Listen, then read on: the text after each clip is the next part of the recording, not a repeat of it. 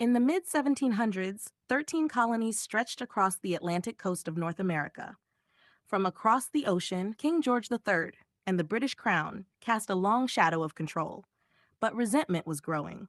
On every street corner, whispers rose. No taxation without representation. A storm was brewing, and soon the colonies would be torn from the empire in a revolution that would change the world. In 1765, the Stamp Act arrived.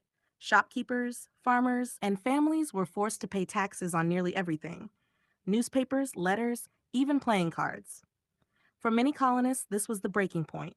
Town squares filled with protests as ordinary people demanded a voice in the government that ruled them. The cry grew louder: no taxation without representation. Tensions boiled over in Boston in 1770. Red-coated British soldiers clashed with angry townspeople, and shots rang out.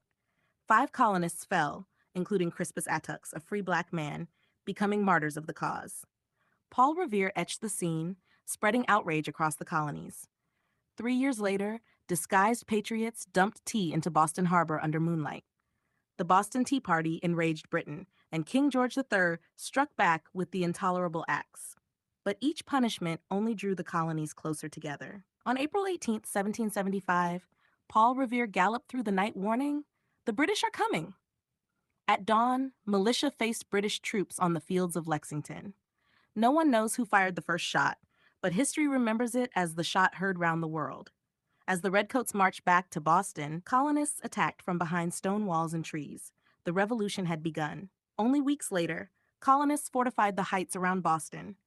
British troops advanced on Bunker Hill in wave after wave.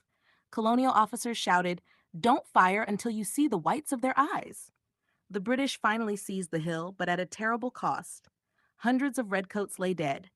Though defeated, the colonists proved they could stand toe-to-toe with the empire. As the fighting raged, ideas took fire. Thomas Paine's pamphlet Common Sense spread like wildfire, calling for independence. In Philadelphia, Thomas Jefferson drafted the Declaration. Heated debates filled Independence Hall, until on July 4, 1776, the colonies declared themselves free. John Hancock signed boldly, as if daring the British to read his name. Across the land, fireworks and celebrations lit the night. A new nation had been born. But independence was far from secure. Washington's army faced defeat after defeat, retreating through mud and snow. Then, on Christmas night, 1776, Washington led his men across the icy Delaware River. At Trenton, they surprised the Hessian garrison and days later triumphed again at Princeton. For the first time, hope returned to the revolutionary cause. In 1777, British General Burgoyne marched south from Canada, but his forces were surrounded at